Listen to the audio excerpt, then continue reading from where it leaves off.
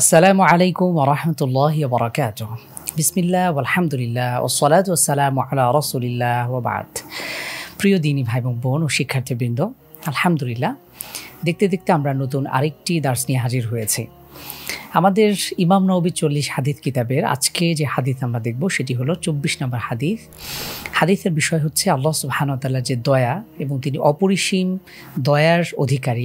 আমরা যে প্রতিনিয়ত আল্লাহ সুবহানাহু ওয়া তাআলার দয়া এবং অনুগ্রহ নিয়েই বেঁচে আছি, এই বিষয়টি আমরা এই হাদিসে দেখার চেষ্টা করব। হাদিসটি একটু বড়, তো আমরা ইনশাআল্লাহ একটু দেখি। عن أبي ذر الغفاري رضي الله عنه عن النبي صلى الله عليه وسلم فيما يرويه عن ربه تبارك وتعالى। হাদিসটি আবু যর গিফারি রাদিয়াল্লাহু আনহু তিনি বর্ণনা করছেন ফিমা ইয়ারভিহি আন রাব্বিহি, আল্লাহ সুবহানাহু ওয়া তাআলার যে ব্যাপারে তিনি বর্ণনা করেছেন।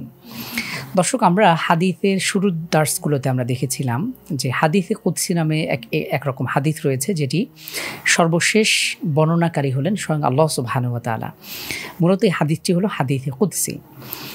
রাসূল সাল্লাল্লাহু আলাইহি ওয়াসাল্লাম বর্ণনা করেছেন আল্লাহ তাআলার পক্ষ থেকে, অর্থাৎ এই কথাগুলো আমরা সামনে যে দেখছি এই প্রত্যেকটা এই বাক্যই হলো আল্লাহ সুবহানাহু ওয়া তাআলার, তবে রাসূল নিজে বর্ণনা করেছেন।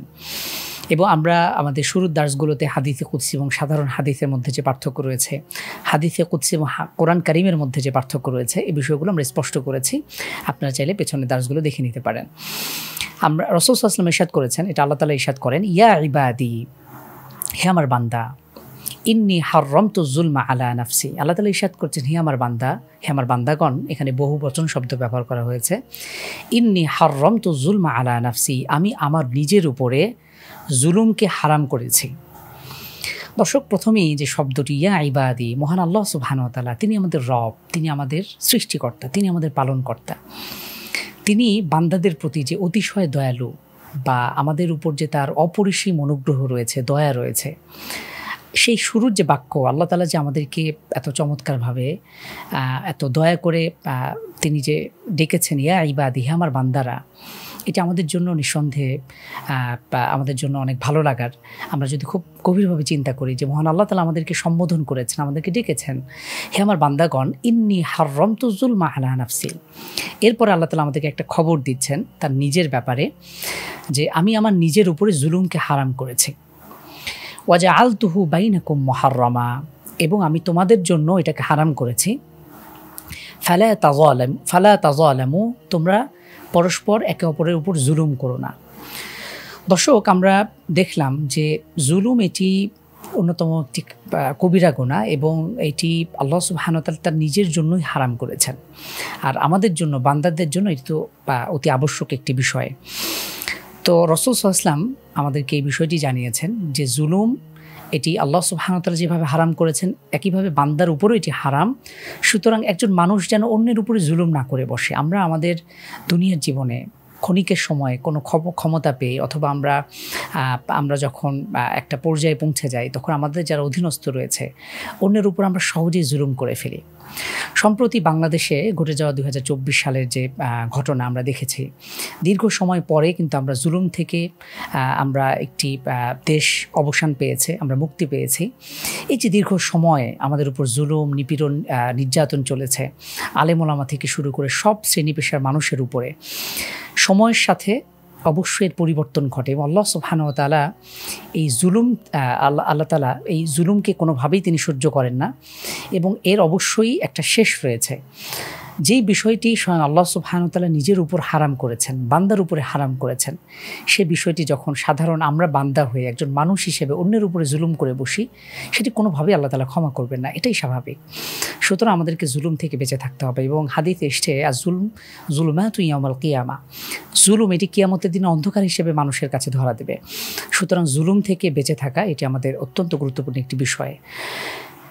আল্লাহ সুবহানাহু ওয়া তাআলা পরবর্তী অংশে বলছেন, ইয়া ইবাদি, হে আমার বান্দাগণ, কুল্লুকুম দাল্লুন ইল্লা মান হাদাইতুহু, তোমাদের প্রত্যেকেই পথভ্রষ্ট ছিলে, তোমরা প্রত্যেকেই হেদায়েত শূন্য, আমি তোমাদেরকে হেদায়েত দিই। ফাস্তাহদুনি আহদিকুম, তোমরা আমার কাছে হেদায়েত কামনা করো, আমি তোমাদেরকে হেদায়েত দিব। দর্শক, এই কথা যদি আমরা একটু গভীরভাবে চিন্তা করি, আল্লাহ সুবহানাহু ওয়া তাআলা আমাদেরকেই তিনি আহ্বান করে সতর্ক করেছেন, তিনি আমাদেরকে জানিয়েছেন হেদায়েত দাতা কেবলমাত্র আল্লাহ সুবহানাহু ওয়া তাআলা। আমরা প্রতি ৫ ওয়াক্ত সালাতের মধ্যে আমরা আল্লাহ তাআলার কাছে কামনা করি সূরাতুল ফাতিহায়, ইহদিনাস সিরাতাল মুস্তাকিম, হে আল্লাহ আপনি আমাকে গাইড করুন, আমাকে হেদায়েত দিন সরল পথের, সঠিক পথের। তো আল্লাহর কাছে আমাদেরকে হেদায়েত চাইতে হবে এবং আল্লাহ তাআলাই আমাদেরকে হেদায়েত দিবেন। আমরা যদি পরবর্তী অংশে দেখি, ইয়া ইবাদি কুল্লুকুম জাইউন ইল্লা মান আতআমতুহু, হে আমার বান্দাগণ তোমাদের প্রত্যেকেই ক্ষুধার্ত, আমি যাকে খাবার দিই সে ব্যতীত। অর্থাৎ আল্লাহ সুবহানাহু ওয়া তাআলা আমাদেরকে রিজিক দান করেন, আল্লাহ তাআলা আমাদেরকে খাওয়ার তৌফিক দান করেন, তো তিনি রিজিক দাতা। সুতরাং এই রিজিকটাও মহান আল্লাহ তাআলার কাছ থেকে আমাদেরকে চেয়ে নিতে হবে, তার কাছে আমাদেরকে চাইতে হবে। ফাস্তাতঈমুনি উতঈমকুম, আল্লাহ তাআলা বলেছেন তোমরা আমার কাছে চাও, তোমরা আমার কাছে খাবার পর্যন্ত এই বিষয়টাও যদি আমার কাছে চাও, উতঈমকুম, আমি তোমাদেরকে দান করব। পরের অংশে তিনি বলেছেন, ইয়া ইবাদি কুল্লুকুম আরিন ইল্লা মান কাসাউতুহু, হে আমার বান্দাগণ তোমাদের প্রত্যেকেই বস্ত্রহীন, আমি যাদেরকে বস্ত্র দিই, যাদেরকে পোশাক দিই তিনি ব্যতীত তোমরা প্রত্যেকেই বস্ত্রহীন। অর্থাৎ আল্লাহ তাআলা আমাদেরকে এই পোশাক আশাক থেকে শুরু করে সব কিছু তিনিই দেন।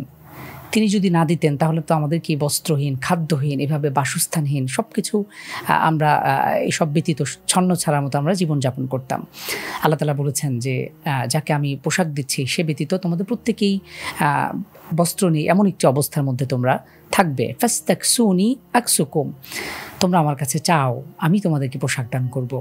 ইয়া ইবাদি ইন্নাকুম তুখতিউনা বিল্লাইলি ওয়ান নাহার ওয়া আনা আগফিরুয যুনুবা জামিআ, হে আমার বান্দাগণ তোমরা রাত দিন গুনাহ করো, তোমরা পাপ করো, তোমরা ভুল করে ফেলো। ওয়া আনা আগফিরুয যুনুবা জামিআ, আর আমি সকল গুনাহ ক্ষমা করে দিই।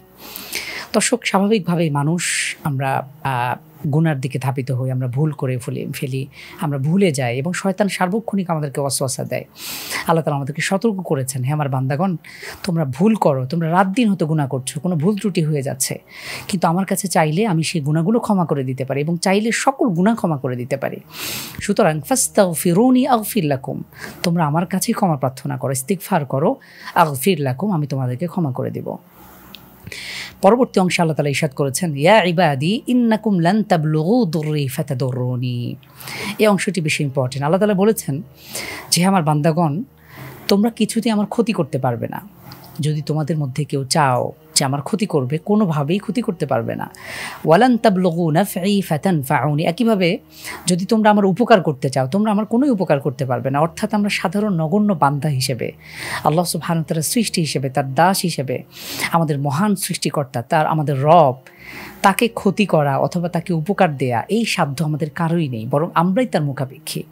মহান আল্লাহ সুবহানাহু ওয়া তাআলা আমাদের বিন্দুমাত্র মুখাপেক্ষী নন, এই বিষয়টি তিনি বলেছেন।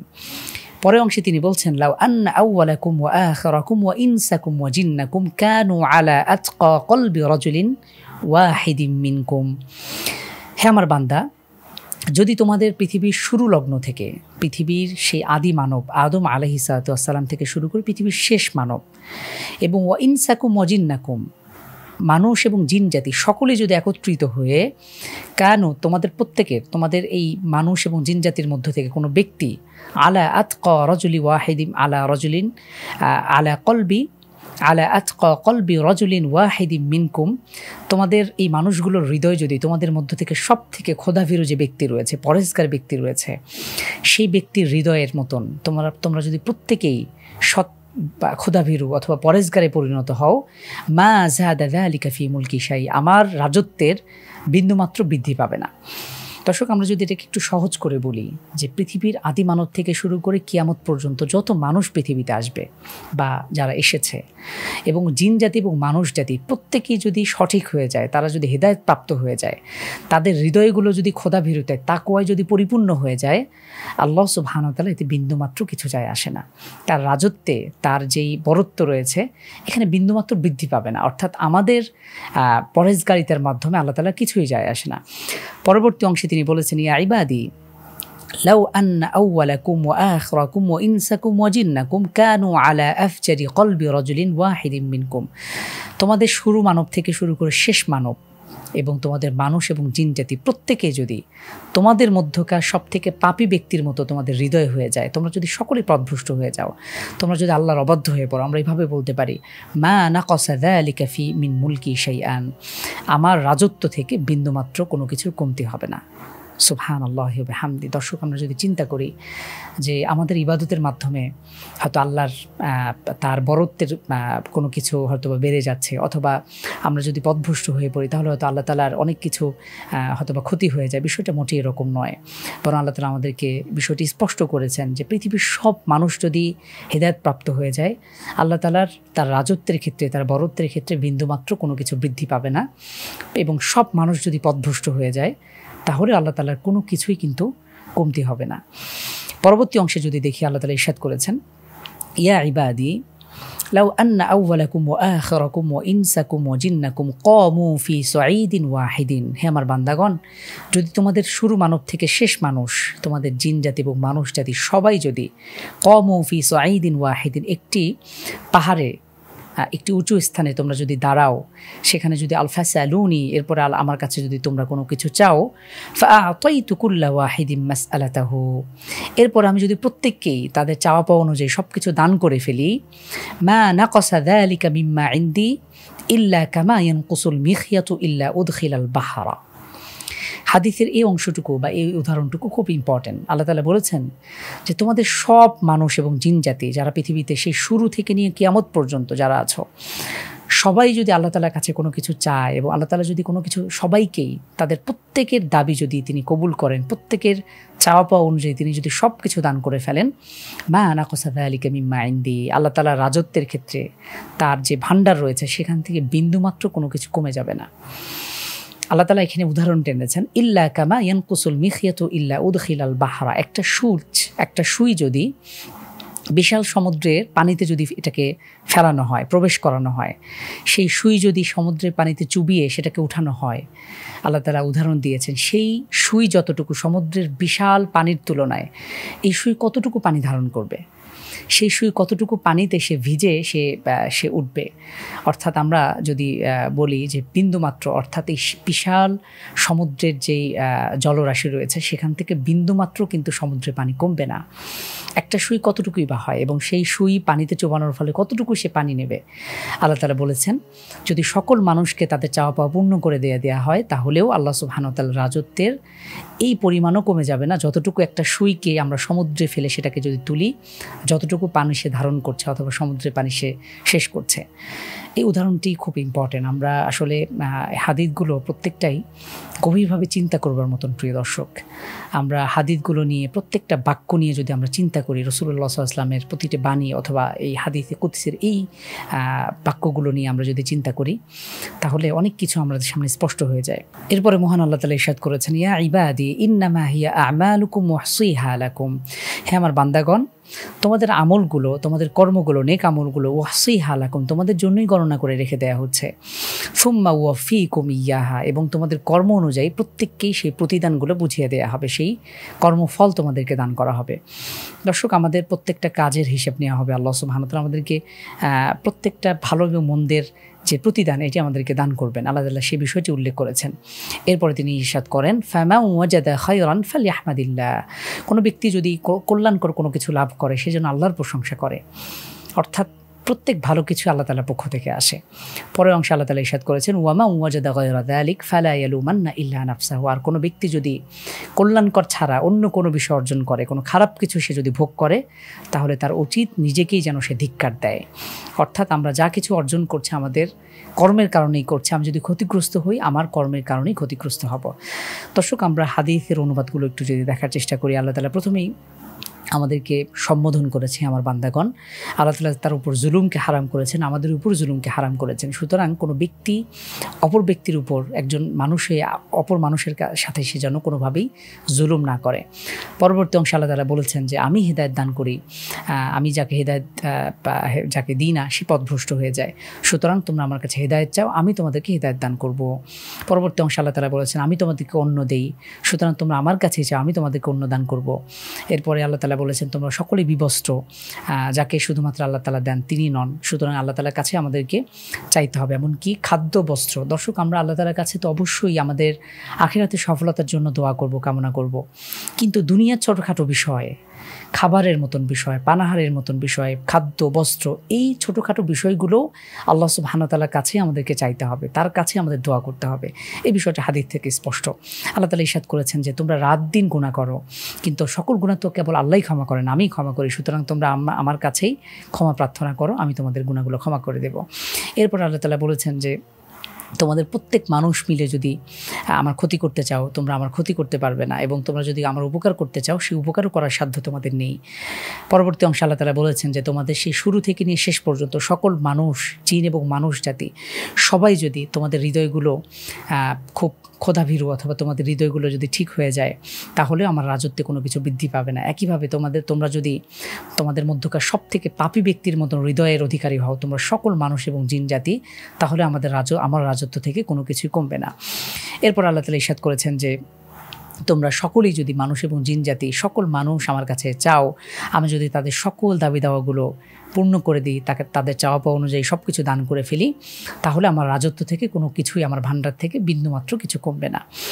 সবিশেষ অংশে আমরা দেখলাম যে আল্লাহ তাআলা বলেছেন যে তোমাদের আমলগুলো তোমাদের জন্যই গণনা করে রাখা হচ্ছে, কিয়ামতের দিনে এর প্রতিদান দেওয়া হবে। সুতরাং কোনো কিছু ভালো কিছু অর্জন করলে আল্লাহ তাআলা প্রশংসা করো, এবং খারাপ কিছু অর্জন হয়ে গেলে সেটার জন্য তোমরা নিজেদেরকে ধিক্কার দাও। তো আলহামদুলিল্লাহ, হাদিসটিতে আমরা মহান আল্লাহ সুবহানাহু ওয়া তাআলার অপার অনুগ্রহ, এই বিষয়টি আমরা দেখলাম। যদিও হাদিসটি একটু বড় হয়ে গিয়েছে, আশা করি আপনারা বুঝতে পেরেছেন, অন্তত অনুবাদ থেকেও আমরা বিষয়টা স্পষ্টভাবে বুঝতে পেরেছি। আল্লাহ সুবহানাহু ওয়া তাআলা বেশি বেশি তার কাছে আমাদের সব কিছু চাওয়ার, দোয়া করার তৌফিক দান করুন। আমরা আমাদের ছোটোখাটো বিষয়গুলোতেও কেবলমাত্র আল্লাহ সুবহানাহু ওয়া তাআলার কাছেই, তারই আমরা মুখাপেক্ষী, তার কাছেই চাইব, তার কাছে দোয়া করব।